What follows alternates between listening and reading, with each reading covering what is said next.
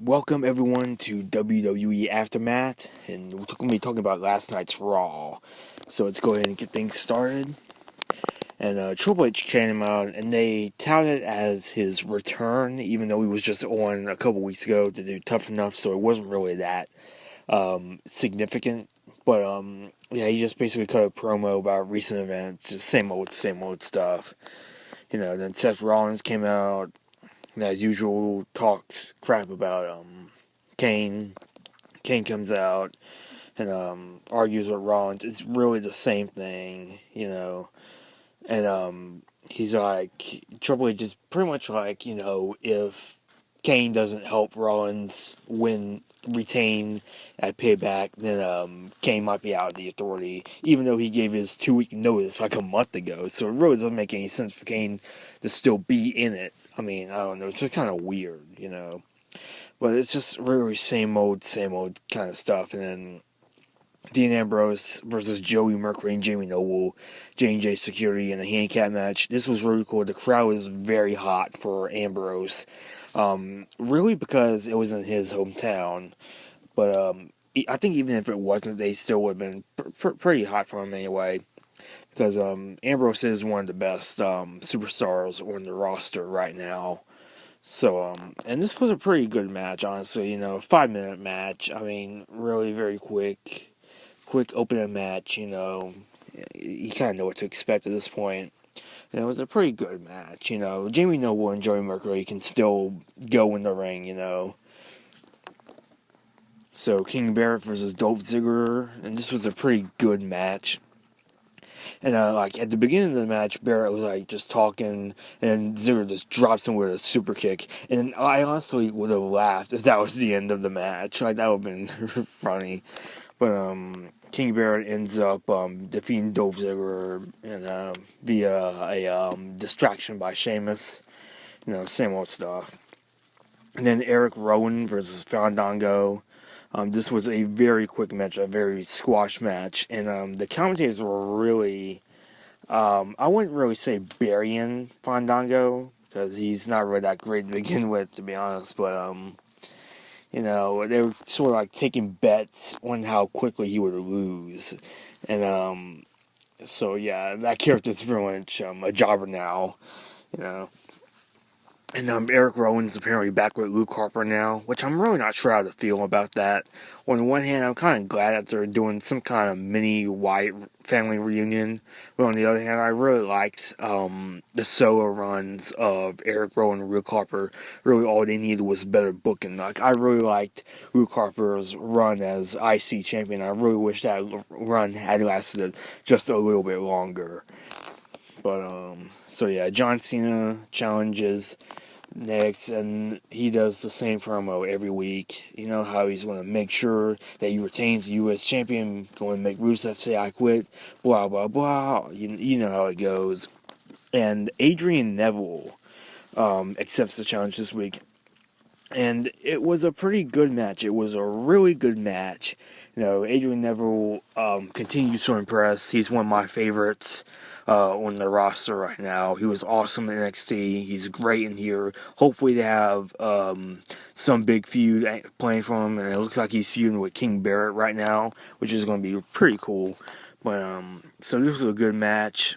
And I guess it was like a no contest, or I don't know, because Rusev ends up interfering and attacks Neville and attacks Cena as well. So Rusev gets the upper hand, and he looks pretty strong going into Payback, even though we all know that Cena's going to win, unfortunately. Then next up was supposed to be Roman Reigns versus Kane, but it never really got started. Kane... they never really got started. It was basically more of an angle than a match. And they ended up booking a match on SmackDown between the two, which said there must be a winner. Which I kind of want to watch SmackDown, but I kind of don't. I'm kind of mixed on SmackDown. Then Tamina versus Brie Bella. This was an okay match. Nothing that special. Basically what you would expect. Tamina gets to win. And then Curtis Axel versus Macho Man now. And Damien Sandow is dressing like Macho Man now. And right after this one, the Ascension actually interfered while the match was going on.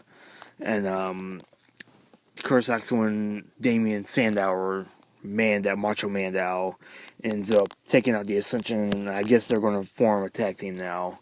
Which, as soon as I heard that Damien Sandow was wrestling as Macho Man, I immediately guessed that they were going to form a new Mega Powers. And I'm sort of mixed on the Ascension being in this. On one hand, I'm glad to see them getting more TV time, but I really wish it was in a better angle than this. I wish it wasn't a comedy angle like this, but hopefully this will be entertaining, at least. And then Daniel Bryan ends up cutting the promo and has to vacate the Intercontinental Championship due to injury, which is pretty sad, because I am a Daniel Bryan fan. And so it's going to suck that he's going to be out, but hopefully he can come back and be better, Hopefully he can come back and just, be how he used to be. Maybe he can change up some of his moves just a little bit to work slightly safer. But hopefully he'll be back soon, and hopefully he'll be back 100%. So then it was Cesaro versus Big E, and it's going to be a 2 out of 3 falls match between Cesaro and Tyson Kidd and New Day this Sunday at Payback. So that should be really interesting. They had the best match at Extreme Rules, so maybe Lightning will strike twice again. And this was a pretty solid TV match. It actually got a solid amount of time, surprisingly for me. I didn't think they would go for as long as they did, but it was a pretty good match.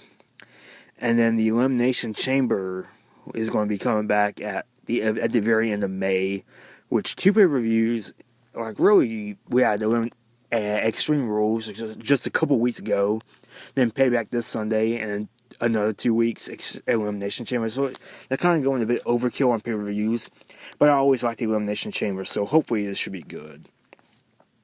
And then Bray Wyatt comes out and does his usual stuff on the mic. Then Ryback comes out and attacks him. I just don't care about this feud, to be honest. I wish Bray Wyatt was being booked a little bit better. And hopefully Wyatt will win this feud and go on to do something else. Maybe, hopefully, in a WWE Championship title hunt or something like that. Hopefully more prevalent than this. Then Seth Rollins versus Randy Orton. And this match was okay. I've seen it a bit 2 times. It's starting to get a little bit old, even though the 2 of them have pretty good chemistry in the ring together. And it was an okay match. Then afterwards, DQ, Randy Orton beats him by DQ when Authority interferes, as usual. And then, everybody that's involved in the Fatal 4-Way comes out, attacks each other, sort of like the same ending as last week, So overall, it was a solid Raw. Not too much to really talk about, but it was a pretty solid Raw. So that's all for this week, and I'll see you all next time.